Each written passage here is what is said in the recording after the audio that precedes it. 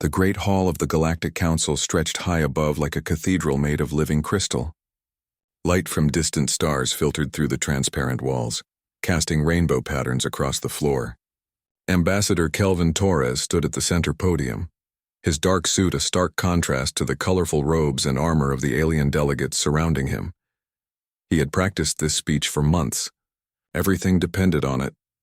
Honored members of the Council, Torres began, his voice steady despite his racing heart. Humanity comes before you today seeking membership in the Galactic Defense Coalition. We offer our knowledge, our resources, and our commitment to peace.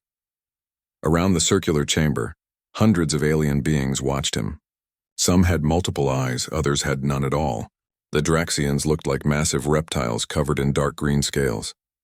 The Chorus Collective resembled giant insects with translucent wings.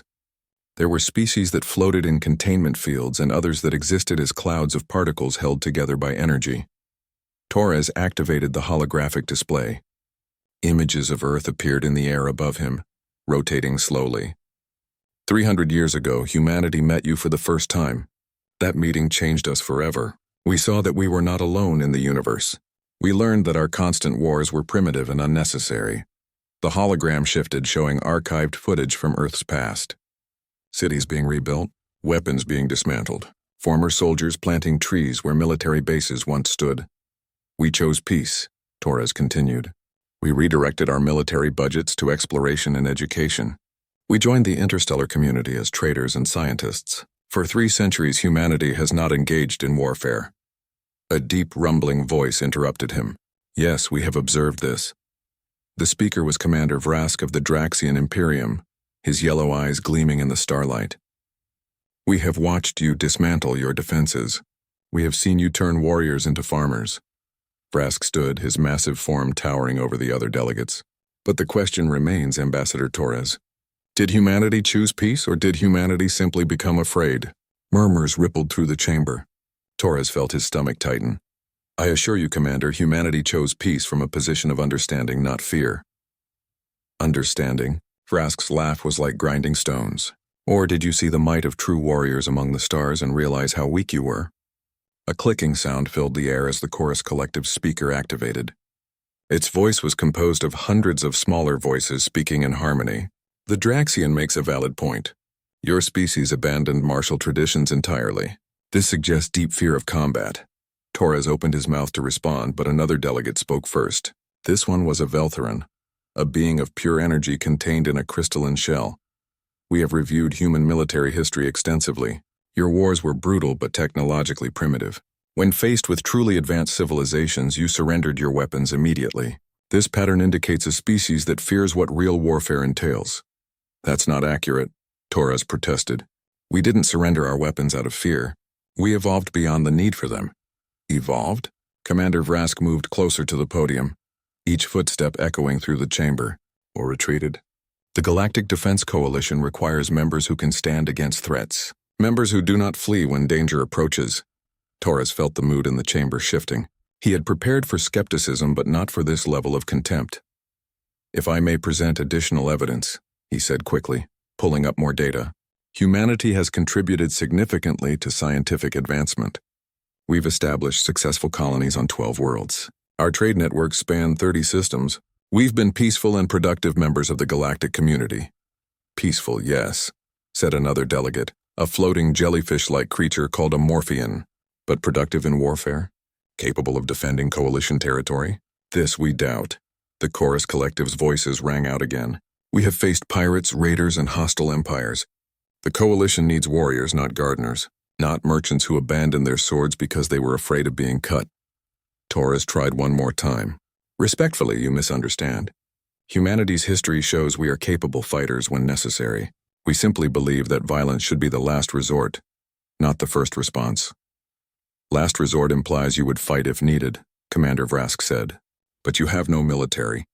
You have no warships.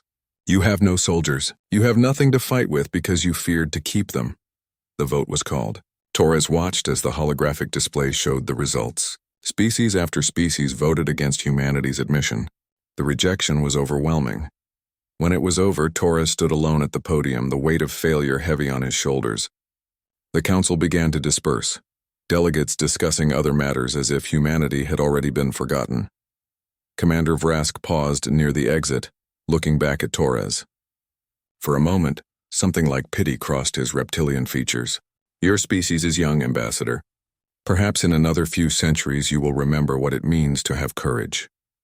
Then he was gone, and Torres was left in the empty chamber, staring at the stars beyond the crystal walls. Far below, on Earth, the message was received. Colonel Sarah Chen stood in the communications center deep beneath the Amazon rainforest. Around her, soldiers in camouflage uniforms monitored screens and adjusted equipment. The facility was old, built back when humanity still maintained standing militaries. Most people believed places like this had been decommissioned centuries ago. They were wrong. The Council rejected us, Chen said quietly, reading the encrypted message. They think we're afraid of war. Lieutenant Marcus Webb looked up from his terminal. That's ironic considering where we are. Chen allowed herself a small smile. The 7th Jungle Special Forces Regiment was one of several units that had never been disbanded. They trained in secret, maintained their skills, and preserved knowledge that most of humanity believed was obsolete. Do you think we'll ever need to prove them wrong? Webb asked. Chen looked around the operations center. Maps covered the walls, showing terrain that most modern humans would find impossible to navigate. Training schedules detailed combat techniques that hadn't been used in 300 years. Weapons lockers held equipment that officially didn't exist. I hope not, she said honestly. The whole point of what we do is to be ready so we never have to be used. Like an insurance policy. Exactly. You maintain your home security system and hope it never has to stop a break-in. Webb nodded, turning back to his screens. Still, it must frustrate you. We train every day to protect humanity, and the Council thinks we're cowards. Chen walked to the window that looked out over the jungle. Massive trees stretched toward the sky, their canopy so thick that the ground below existed in perpetual twilight. This was where her soldiers became something more than ordinary humans. This was where they learned to move like shadows, to think like predators, to turn any environment into an advantage. Let them think what they want, Chen said. Underestimation is a weapon, too. You think we'll get a chance to show them? Chen was quiet for a moment, watching a morpho butterfly drift past the window, its blue wings catching fragments of sunlight. The galaxy is a dangerous place, Marcus. The Council protects thousands of worlds. Eventually, they'll face an enemy they can't handle with traditional warfare. And if that happens, then they'll learn the difference between a species that fears war and a species that mastered it so completely they chose to walk away. Webb stood and joined her at the window. Together they watched the jungle, that ancient proving ground where humanity had once learned to survive against impossible odds. Our motto, Webb said quietly, pray for peace but keep your edge sharp. Exactly, Chen replied. And our edge is very, very sharp. Above them, beyond Earth's atmosphere, the stars continued their eternal dance. Among those stars, forces were moving that would soon test humanity's resolve. The Galactic Council had made their judgment, but the universe had a different lesson to teach. Somewhere in the dark between stars, a fleet of warships plotted their course toward conquest. They had heard the Council's assessment of humanity. They believed it completely. That would be their first mistake. 3 months passed since the Council's rejection. Ambassador Torres had returned to Earth with the disappointing news, and humanity continued its peaceful existence among the stars. Trade routes remained open. Scientific exchanges continued. Life went on as it had for 3 centuries. Then the Krell arrived. The first attack came without warning. The colony world of Centauri Prime, home to the peaceful Veltheran species, simply went dark. Communications ceased. Ships sent to investigate never returned. When the Council finally sent a military fleet to assess the situation, they found ruins. The Krell Dominion had announced themselves to the galaxy. In the Council chambers, panic spread like wildfire. The holographic displays showed footage recovered from automated satellites. The Krell were massive creatures standing 8 feet tall, covered in natural armor that looked like black volcanic glass. Their ships were brutal in design, all sharp angles and weapon ports. They gave no warning, reported Admiral Zenith of the Coalition Fleet, her 3 eyes dim with exhaustion. No demands, no communication. They simply attacked. Commander Vrask studied the images with professional interest. Their tactics are efficient, They overwhelm defensive positions with superior firepower, then deploy ground forces to secure territory. "We must respond with force," declared the Chorus Collective. "Assemble the fleet," the Council agreed. Within days, a massive coalition armada gathered, comprised of ships from a dozen species. They met the Krell at the Sigma Outpost, a strategic location that controlled 3 major hyperspace lanes. The battle lasted 6 hours. The coalition lost. The Krell didn't just win, they dominated. Their weapons punched through shields that were supposed to be impenetrable. Their tactics anticipated every coalition maneuver. Ships that had never been defeated in 200 years of service were destroyed or forced to retreat. Admiral Zenith's flagship barely escaped. She returned to the Council with horrifying numbers. 37 ships destroyed, 15 captured, thousands dead. "They fight without honor," she reported, her voice shaking.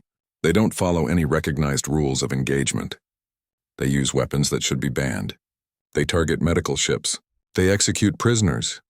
"Barbaric," someone muttered. "Effective," Commander Vrask corrected grimly. "They are warriors who fight to win, not to satisfy ancient codes of conduct." More attacks followed. The Krell swept through the outer territories like a plague. Worlds that had known peace for generations burned. Refugee ships fled deeper into coalition space, carrying stories of horror. In the Council chambers, arguments erupted. Some species wanted to negotiate. Others demanded more aggressive action. A few even suggested abandoning the outer colonies entirely to fortify the core worlds. Then the Krell turned toward human space. Intelligence reports showed a massive Krell fleet moving toward New Terra, humanity's largest colony world. The planet was home to 3 million humans and served as a major agricultural center, feeding a dozen systems. Ambassador Torres stood before the Council once again, but this time he wasn't asking for membership. He was asking for help. "New Terra has minimal defenses," he explained, his voice tight. "We have some orbital platforms and a small patrol fleet, but nothing that can stop a Krell invasion force. We need coalition support." The chamber fell silent. Finally, the Morphean delegate spoke, its gelatinous body rippling with discomfort. "Ambassador Torres, we sympathize with your situation.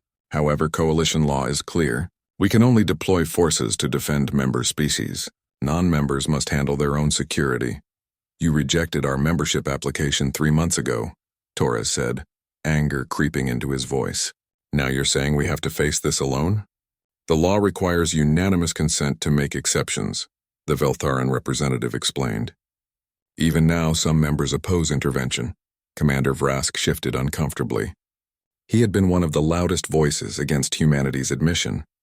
Now his words seemed to echo back at him. "Perhaps an emergency vote," suggested the Chorus Collective. "We could grant temporary protection status," but the vote failed. Several species abstained, worried about setting precedents or antagonizing the Krell further. The decision stood. Humanity would receive no aid. Torres sent the message to Earth with hands that shook from rage and fear. 3 million people on New Terra would face the Krell alone. On Earth, in the hidden command center beneath the Amazon, Colonel Sarah Chen received different orders. "Protocol Omega is active." General Martinez's face filled the screen. He was old now, nearly 90, but his eyes were sharp. "You're authorized to deploy with full capabilities." Chen felt her heart rate increase.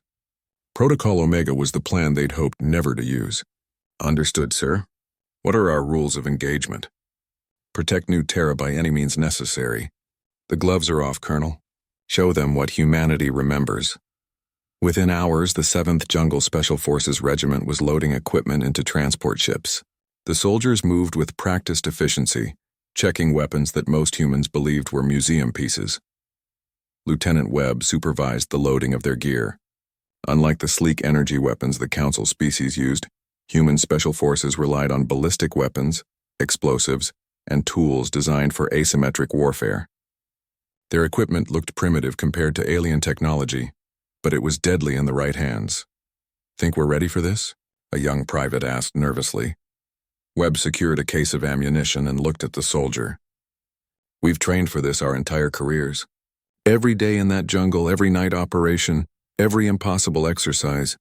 This is what it was all for." The transport ships launched under cover of darkness.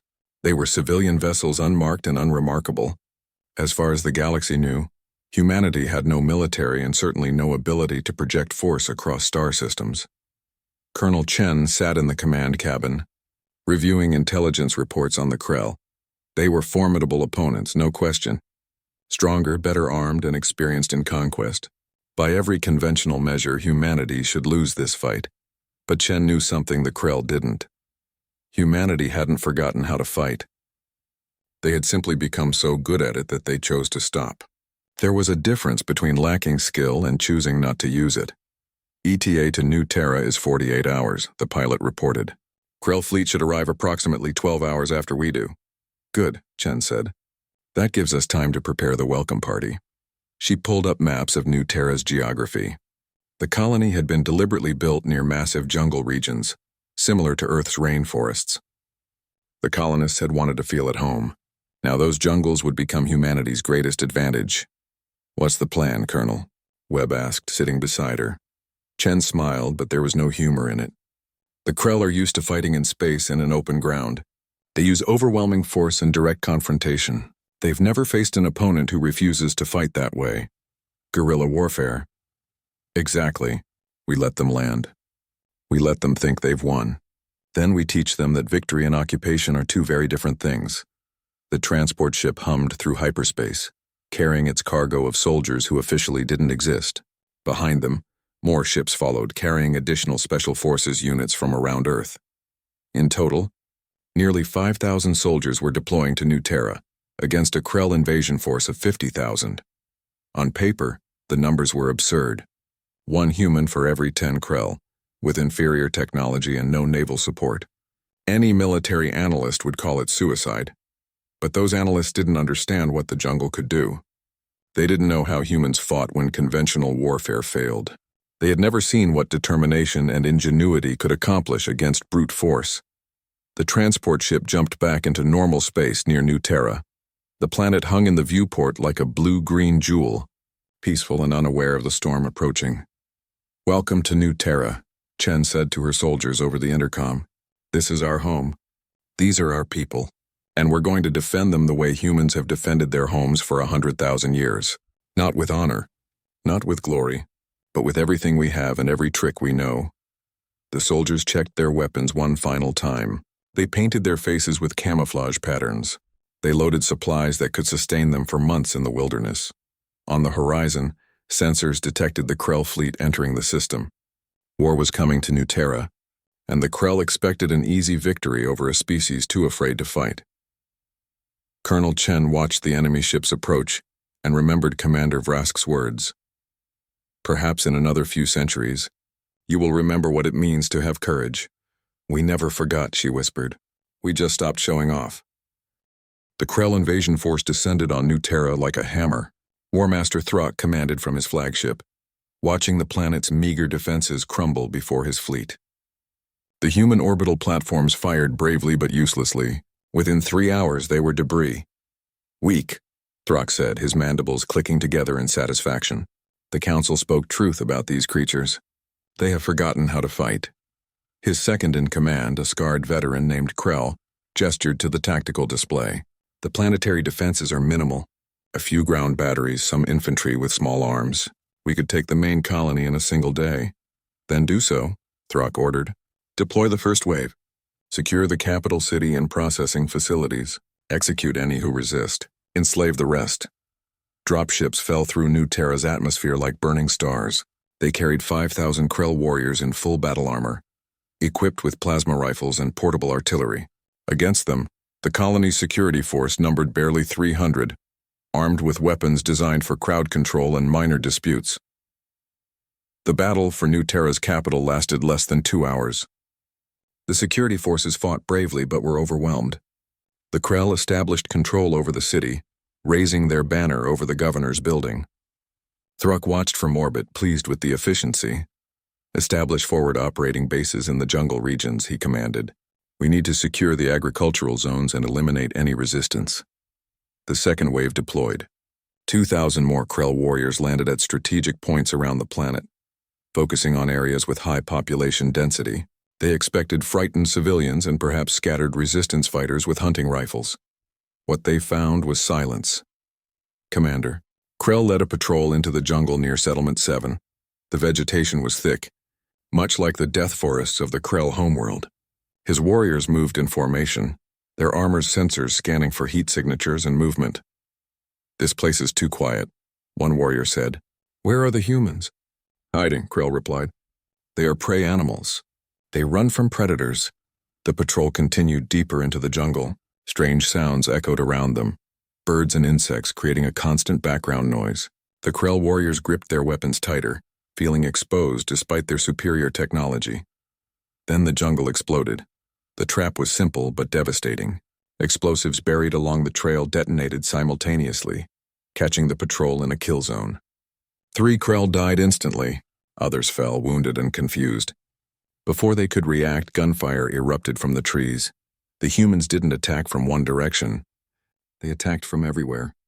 Bullets came from positions the Krell sensors should have detected, but didn't. The humans had somehow hidden themselves completely, becoming part of the jungle itself. Commander Krell roared orders trying to organize a defense. His warriors fired their plasma rifles at the trees, burning vegetation but hitting nothing. The humans were already gone, melting back into the jungle like ghosts. When the attack ended, 8 Krell lay dead. 12 more were wounded. The surviving warriors scrambled back to their base, carrying their injured and looking over their shoulders at every shadow. War Master Throck received the report with disbelief. 8 warriors dead to primitive ambush? What were they doing, sleeping? "No, Master," Commander Krell's voice crackled over the communication. "We were alert.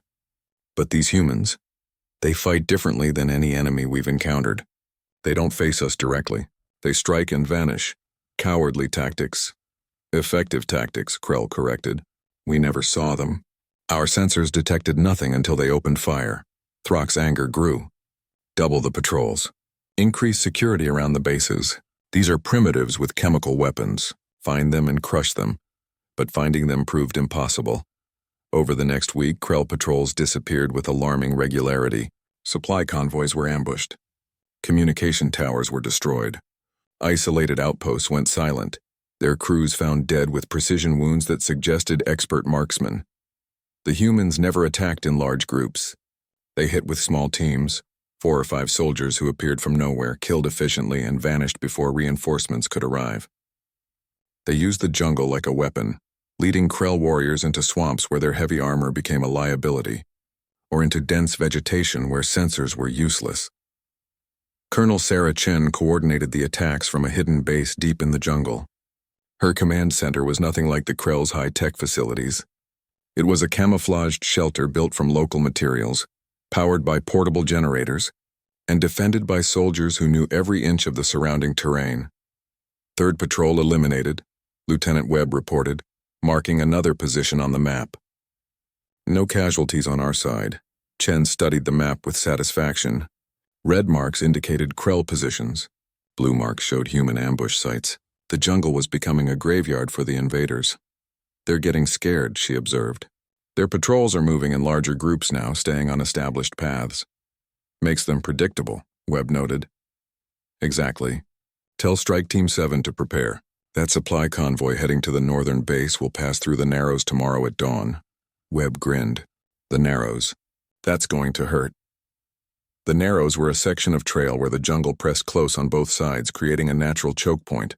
Strike Team 7 spent the night preparing, placing explosives and setting up firing positions in the trees above. They moved without lights, using night vision equipment that humans had perfected centuries ago. When the Krell convoy entered the Narrows, they never had a chance. The lead vehicle hit a buried mine, blocking the path forward. The rear vehicle hit another mine, preventing retreat. Then the humans opened fire from above, picking off warriors with devastating accuracy. The Krell tried to fight back, but shooting upward into dense canopy while taking fire from concealed positions was nearly impossible. Within minutes, the convoy was destroyed. The humans collected weapons and supplies, then disappeared into the jungle before air support could arrive. War Master Throck watched the helmet camera footage from one of the dead warriors. He watched his soldiers die, unable to even see their attackers. The footage ended abruptly when a bullet found the camera. "This is unacceptable," he growled. "We are the Krell Dominion. We have conquered 40 worlds. We will not be defeated by primitives hiding in trees. But the attacks continued. A week became 2 weeks, then 3. The Krell controlled the cities and open ground, but the jungle belonged to humanity. Every day brought new casualties. Warriors started refusing patrol duty. Some claimed they heard voices in the jungle, taunting them in perfect Krell language. That was psychological warfare. Another human specialty. Chen's soldiers had learned basic Krell during their deployment. They used it to create confusion, calling out false orders, claiming non-existent reinforcements were arriving, making the enemy doubt their own communications. One night, a Krell forward base woke to find all their sentries unconscious, their weapons missing, and a message painted on the command building in glowing paint. You are not safe. You will never be safe. Go home. It was written in Krell script. Throck called a command meeting. His officers gathered, their usual confidence replaced by nervous uncertainty. How are they doing this? Throck demanded. We have superior technology, superior numbers, superior firepower. How are we losing to these creatures? Commander Krell, who had survived 3 ambushes, spoke carefully. Master, I have studied their tactics. These humans, they don't fight like the council races. They don't follow rules of engagement. They don't seek honorable combat. They fight to kill using any method that works. Treachery. Effectiveness, Krell repeated. They know this terrain. They know how to hide from our sensors. They attack our weaknesses and avoid our strengths. When we adapt, they change tactics. Another officer spoke up. Master Throck, perhaps we should reconsider this conquest. The colony cities are ours, but holding them requires all our forces. We cannot advance into the interior because the jungle is too dangerous. The humans produce little of strategic value. Perhaps this world is not worth the cost. Throck's roar silenced the room. We are Krell. We do not retreat because the enemy refuses to die with dignity. We will crush these humans and make examples of them. But privately, Throck was worried. He had never encountered an enemy like this. The council races fought honorably, meeting force with force. When they lost, they surrendered. The humans did neither. They simply refused to lose, grinding away at his forces with relentless efficiency. He accessed the intelligence files on humanity. 300 years of peace. No military. No warships. No warrior culture. Everything suggested an easy conquest. The files were wrong. In her jungle command center, Colonel Chen received updated casualty reports. The Krell had lost nearly 800 warriors in 3 weeks. They controlled less than 20% of the planet's surface. Their supply lines were constantly harassed. Their morale was breaking. Her own forces had lost 37 soldiers. Each loss mourned but accepted as the price of victory. They're calling for reinforcements, Webb reported, monitoring Krell communications. Throck is requesting another 10,000 warriors. Chen nodded. Good, let them come. We have more jungle and we're just getting started. She looked at her soldiers, faces painted with camouflage, weapons ready. They were tired but determined. They had Tior news of the new Terra situation reached the Galactic Council slowly, filtered through intercepted Krell communications and refugee reports. At first, the Council dismissed the stories as exaggeration. Humans successfully resisting the Krell? Impossible. Then the evidence became undeniable. Ambassador Torres stood in the council chambers once again, but this time he wasn't asking for anything. He was presenting facts, and the facts were shocking. The Krell invasion force on New Terra has suffered over 1,000 casualties in 6 weeks, Torres announced, displaying holographic data. They control only the urban centers, the agricultural zones, the manufacturing facilities, and 80% of the planet's surface remain in human hands. The chamber buzzed with confused conversation. Commander Vrask leaned forward, studying the data with intense interest. How is this possible? The Chorus Collective asked. The Krell defeated our best fleets. They are experienced conquerors. You said yourself that humanity has no military. Torres smiled thinly. I said humanity dismantled its standing armies. I never said we forgot how to fight. We simply chose not to. There's a significant difference. He changed the holographic display, showing footage captured from Krell helmet cameras. The Council watched in silence as human soldiers executed ambushes with surgical precision, as Krell patrols were systematically destroyed, as the supposedly peaceful humans demonstrated combat skills that surpassed anything the Council races possessed. These are special forces, Torres explained. Elite soldiers trained in asymmetric warfare, jungle combat, and unconventional tactics. They've been maintained in secret as a contingency plan, training continuously for 300 years while the rest of humanity pursued peace. Deception, one delegate accused. Prudence, Torres corrected. Hope for the best, prepare for the worst. It's a human saying. The Morphean delegate's form rippled with agitation. You lied to us. You claimed to be peaceful while maintaining secret armies. We are peaceful, Torres insisted. These soldiers exist to defend, not to conquer. They've never been deployed aggressively. Even now, they're only protecting our own colony world. We're not attacking Krell territory. We're simply refusing to be conquered. Commander Vrask spoke, his voice thoughtful. I would like to see more of this footage. These tactics, they are unlike anything in coalition military doctrine. Torres obliged, showing more recordings. The council watched as human soldiers moved through jungle terrain that coalition forces would consider impassable. They saw humans using captured Krell equipment against its former owners. They observed tactics that violated every standard rule of honorable warfare, but were devastatingly effective. They fight without honor, someone muttered. They fight to win, Vrask corrected, echoing his earlier words about the Krell. And they are succeeding where we failed. The council debated for hours. Some wanted to condemn humanity for deception. Others argued that humanity had every right to maintain defenses. A few quietly admitted they wished they had similar capabilities. Finally, a proposal emerged. Send observers to New Terra to assess the situation and determine if humanity's claims were accurate. Torres agreed immediately. Come and see for yourselves. On New Terra, Colonel Chen received word that council observers would be arriving. She smiled at the timing. Her forces were preparing their most ambitious operation yet. An assault on the Krell's main command center? Let them watch, she told Lieutenant Webb. Maybe they'll learn something. War Master Throck was also preparing.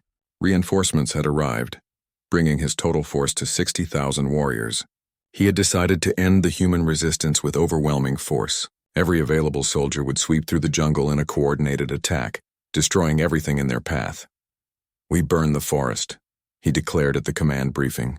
No more ambushes. No more hiding. We remove their advantage. It was a desperate plan, but Throck was a desperate commander. The constant losses had damaged his reputation. Other Krell commanders were questioning his competence. He needed a decisive victory. The operation began at dawn. Krell forces advanced from multiple directions, using incendiary weapons to burn the jungle ahead of them. The plan was simple. Eliminate the environment the humans use so effectively. But Chen had anticipated this. Her intelligence network had intercepted the Krell communications. She knew about the operation hours before it began, and she had prepared accordingly. Fall back to secondary positions, she ordered. Let them burn the outer zones. We're not defending territory. We're defending people, and the people are already evacuated. The Krell advanced through burning forest, finding abandoned campsites and empty supply caches. They pushed deeper, believing they were finally winning. They were walking into a trap. Chen had concentrated her forces near the Krell's main base, the heavily fortified command center that served as Throck's headquarters. While the majority of Krell forces were scattered across the jungle chasing phantoms, their central stronghold was defended by a skeleton crew. All teams, final equipment check, Chen ordered. We have one chance at this. The assault began at midnight. Strike teams hit the command center's outer defenses simultaneously, using shaped charges to breach the perimeter walls. Alarm klaxons wailed as Krell warriors scrambled to respond, but the humans weren't attacking randomly. They had studied the base's layout for weeks, identifying critical systems and vulnerabilities. Each team had specific objectives: power generators, communications arrays, vehicle bays, and the command center itself. Lieutenant Webb led Team 3 into the power station. They moved through corridors with practiced efficiency, their weapons firing in short, controlled bursts. Krell defenders fell before they could organize a proper response. Charges placed, Webb reported. 30 seconds to detonation. His team withdrew just as the explosives erupted, plunging half the base into darkness. Emergency lights flickered on, but they provided only dim illumination. The humans, equipped with night vision, had a significant advantage. Chen personally led the assault on the command center. Her team breached the main entrance using a captured Krell vehicle as a battering ram. They stormed inside, engaging the guards in close-quarters combat. The fighting was brutal. At these ranges, the Krell's size and strength were advantages. But human soldiers were trained in hand-to-hand combat techniques that had been refined over millennia. They were faster, more flexible, and fought with a ferocity that surprised their opponents. Chen shot 2 guards, then used hand-to-hand moves to disarm a third. Her soldiers fought beside her, each one covering the others, moving as a coordinated unit through the chaos. They reached the command center to find War Master Throck waiting with his personal guard. The Krell commander stood 8 feet tall, covered in battle armor, holding a massive plasma rifle. "So the cowards show their faces," Throck growled. "Come then, die with some small measure of honor." Chen's response was to throw a flashbang grenade. The device exploded with blinding light and deafening noise. Throck's guards stumbled, disoriented. Chen's team fired with precision, taking them down. Only Throck remained, his armor protecting him from the initial shots. He roared and charged, moving with surprising speed for something so large. Chen dodged, letting him crash into the wall. Webb fired at Throck's joints, the weak points in his armor. Other soldiers added their fire. Throck's armor held, but cracks appeared. "You cannot win," Throck snarled, swinging his rifle like a club. "More of my kind will come. The Dominion will not stop." "Maybe," Chen replied, diving under another swing. "But you won't be here to see it." She pulled a demolition charge from her belt and attached it to Throck's back as she rolled past. The Krell leader reached for it, but Chen's soldiers concentrated their fire on his arms, forcing him back. 5 seconds, Chen said calmly. "You should surrender." Throck stared at her, recognition dawning in his eyes. This small creature had outmaneuvered him at every turn. She had turned his advantages into weaknesses. She had fought without honor, but with absolute effectiveness. "What are you?" he asked. "Human," Chen replied. "Now do you surrender or do we end this?" Throck dropped his weapon. "Cease fire," he commanded over his communicators. "All Krell forces cease fire." Chen removed the charge from his back and deactivated it. Smart choice. Across the base, Krell warriors lowered their weapons as the order spread. The fighting stopped. Humans emerged from the shadows, their weapons trained on the defeated enemy. The council observers arrived the next morning to find an astonishing sight. The Krell base was under human control. War Master Throck, the feared conqueror, was in custody. Krell warriors were being disarmed and processed as prisoners. Commander Vrask stood in the command center looking at Colonel Chen with new respect. "You defeated them. We defended our home," Chen corrected. "There's a difference, is there?" Vrask studied the humans around him, noting their efficiency, their discipline, their quiet competence. "You speak of peace, but you fight like warriors born." Chen met his gaze steadily. "We are warriors, Commander. We just choose not to be. Humanity learned long ago that the deadliest fighter is the one who knows how to kill but chooses not to. We didn't fear war. We mastered it so completely that we decided to walk away." 6 months after the battle for New Terra, the Galactic Council chambers buzzed with anticipation. Every seat was filled. Delegates who normally sent proxies had come in person. Word had spread across the galaxy about what was to happen today. Humanity was being reconsidered for membership. Ambassador Torres stood at the podium once more, but the atmosphere was completely different from his last appearance. Before, he had been met with contempt. Now, the delegates looked at him with something approaching respect, or at least curiosity. "Honored Council," Torres began, "6 months ago you rejected humanity's application for membership. You believed we were afraid of war, that we had forgotten how to fight. Recent events have proven otherwise." Commander Vrask stood, his massive form commanding attention. "Ambassador Torres, before we proceed with the vote, the Council has requested a demonstration. We wish to see these special forces in action under controlled conditions." Torres had expected this. Of course. Colonel Chen and her regiment have agreed to participate in Council war games. The war games were scheduled for the following week on Caldera, a planet designated specifically for military training exercises. Coalition forces from multiple species would face the human special forces in simulated combat. The Draxians were confident. "We will show these humans how real warriors fight," their commander declared. They defeated the Krell through trickery, not skill. Colonel Chen stood with her regiment in the staging area, listening to the alien commander's boast. Lieutenant Webb grinned at her. "They really don't learn, do they?" "Let them talk," Chen said quietly. We'll teach by doing. The first scenario was a straightforward engagement, two forces meeting on open ground.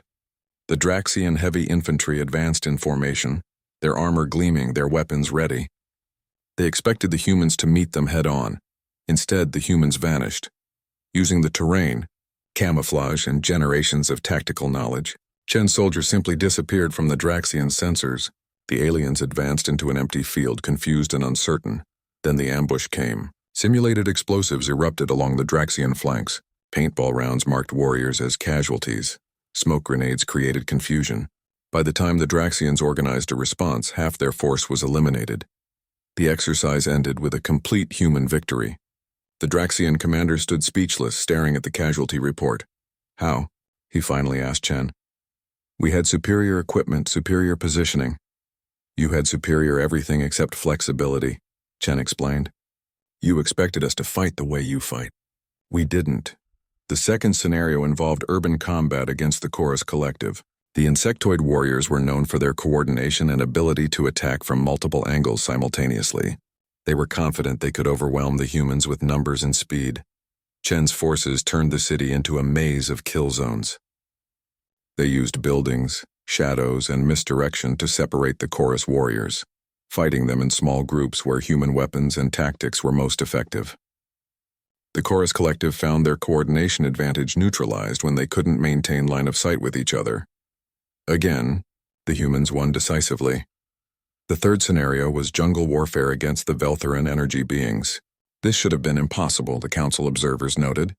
How do you hide from creatures that can sense electromagnetic fields and see in spectrums humans can't? Chen's team used the jungle's natural electrical activity to mask their signatures. They moved in patterns that mimicked local wildlife. They attacked from angles and positions that the Veltherans' sensors couldn't properly interpret. The victory was so complete that the Veltharan commander requested a private meeting with Chen afterward. Your soldiers move like water, the energy being said, its crystalline form pulsing with confused colors. We adapted our sensors and you adapted your tactics faster. How is this possible? We've been training for 300 years, Chen explained. Every day we study, every night we drill. We practice against every possible scenario because we knew that someday we might need these skills. Your coalition has fought many battles, but we've spent 3 centuries preparing for the one battle that mattered most. After a week of exercises, the council observers compiled their reports. The humans had won every engagement, often against numerically superior forces with better technology. They had demonstrated capabilities that coalition military academies didn't teach. War Master Throck, who had been brought from detention to observe, watched the exercises with professional interest. When they concluded, he asked to address the council. I am Krell, Throck said, standing in chains before the assembled delegates. We are a warrior species. Combat is our culture. We have conquered 40 worlds. We believed we were the greatest fighters in the galaxy. He paused, letting his words settle. We were wrong. These humans, they are not just warriors. They are masters of warfare. They don't fight for glory or honor. They fight to protect what they love, and that makes them more dangerous than any species I've encountered. Throck turned to face Chen, who sat in the observation gallery. Colonel Chen defeated me not because she was stronger or better armed. She defeated me because she understood warfare at a level my people never reached. She knew that the best victory is the one you never have to fight for. But when fighting becomes necessary, you fight without hesitation or mercy. The council chamber was silent. Finally, the Chorus Collective spoke. War Master Throck, you are our enemy. Why do you praise the humans? Because truth is truth, regardless of convenience, Throck replied. The Krell respect strength. These humans are strong in ways the council doesn't understand. If you reject them again, you are fools, the vote was called. This time there was no debate, no discussion of humanity's fear or weakness. The delegates voted unanimously. Humanity was accepted into the Galactic Defense Coalition, not just as members but as military advisors. More than that, the council formally requested that humanity establish a training program for coalition forces. 2 months later, the first class of alien soldiers arrived at the training facility on New Terra. Warriors from a dozen species stood in formation, looking at the jungle that had defeated the Krell. Colonel Chen addressed them, her voice carrying across the field. Welcome to the jungle. This place is going to teach you things your academies never covered. You're going to learn that warfare isn't about having the best technology or the strongest soldiers. It's about adaptability, creativity, and the will to do whatever is necessary to protect what matters. A Draxian warrior raised his hand. Colonel, how long did it take humans to master these skills? Chen smiled. We're still learning. Every battle teaches us something new. The difference between us and you isn't that we're naturally better warriors. The difference is that we never stopped studying the art of war, even when we chose peace. She began walking along the line of recruits. You've all fought battles. You've all won victories. But you've been fighting wars the way your cultures taught you, following rules and traditions that made sense for your species. Here you're going to learn to fight the way humans fight, without rules, without honor, without anything except the goal of survival. A Morphean recruit spoke up, its gelatinous form rippling. Isn't that barbaric? Is it barbaric to do whatever is necessary to protect your family? Chen countered. Is it barbaric to use your intelligence instead of just your weapons? Or is barbaric? How you fight it is just a matter of whether you want to win or whether you want to die with dignity. We prefer winning. The training began. Alien soldiers learned to move through terrain they'd previously considered impassable. They learned to use terrain as a weapon, to turn an enemy's advantages into weaknesses, to think creatively about problems that seemed impossible. It was hard. Many recruits struggled with concepts that violated everything their military traditions taught them, but slowly they began to understand. Lieutenant Webb watched a Draxian warrior successfully complete a stealth exercise, moving through the jungle without being detected by advanced sensors. The warrior emerged from the trees, breathing hard but triumphant. I never thought I could do that, the Draxian admitted. My people have always believed in facing our enemies directly. Sometimes that's the right approach, Webb agreed. But sometimes the smart move is to not be seen until you're ready to strike.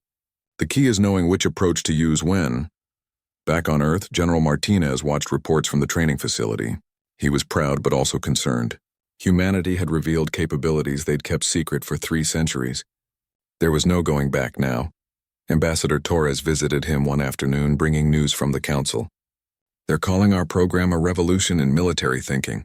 Some species are completely restructuring their armed forces based on what we're teaching. Is that a good thing? Martinez asked. I think so.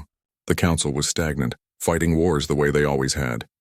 We're showing them that there are other ways, better ways. Martinez looked out the window at the jungle beyond. Sarah once told me that the deadliest person in a fight is the one who doesn't want to be there. Someone who fights because they have to, not because they want to. That's humanity. We walked away from war, but we never forgot how to fight.